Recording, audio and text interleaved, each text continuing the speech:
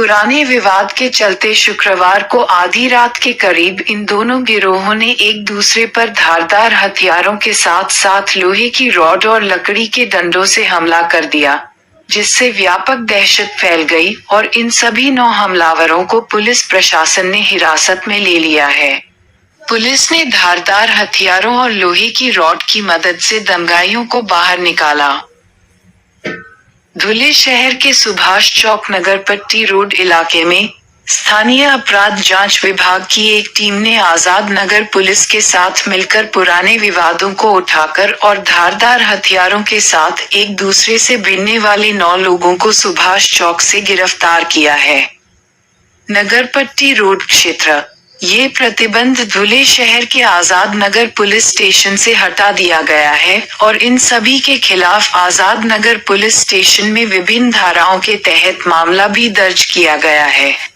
इस अवसर पर Azad Nagar police station के police निरीक्षक निवृत्ति पवार और धुले स्थानीय अपराध जांच विभाग के पुलिस निरीक्षक श्रीराम पवार अधिकारियों के साथ उपस्थित थे। नमस्कार, मी निवृत्ती पवार, पोलीस निरीक्षक आझाद नगर पोलीस स्टेशन। काल रात्री सुभाष चौक परिसरामध्ये नगरपट्टी रोड येथे तरुण मुलांमध्ये आपसात काही वादविवाद, जुन्या वादविवादाच्या कारणावर भांडण होऊन त्यांच्यामध्ये सळी, लाकडी दांडा आणि इतर हत्यारांचा वापर करून मारामारी झाली। वाद मिटवत असताना त्याबाबतची माहिती पोलीस मोबाईलला मिळाल्यानंतर तात्काळ पोलीस घटनास्थळी गेले आणि जी संबंधित मारहाण करणारे मुलं होती ती पळून गेलीत आणि जो जखमी होता त्याला तात्काळ सिव्हिल हॉस्पिटलला उपचारार्थ दाखल केलेला आहे।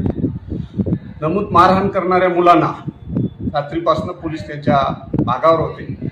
आज दुपारी स्थानिक गुन्हे शाखा श्रीराम पवार साहेब त्यांच्या पथकांना यश आलं आणि ते पोलिसांनी ताब्यात घेतले। त्यांना विचारपूस केले तर त्यांनी सांगितलं की मागील भांडणाचा काही वादविवाद होता आणि तो आम्ही सॉर्ट आउट करत होतो, त्यावेळेला त्यांचं भांडण झालं आणि अशा प्रकारची मोठ्या स्वरूपात मारामारी झाली। त्याच्यामध्ये फिर्यादी हे गंभीर जखमी आहे। त्या अनुषंगाने आझादनगर पोलीस स्टेशनला गुन्हा रजिस्टर झाला असून 326, 329 तसेच राईट्सचे कलम लागलेली आहेत आणि नमूद आरोपितांना आज दुपारनंतर ताब्यात घेऊन त्यांना विचारपूस करून अटक करण्यात आलेली आहे।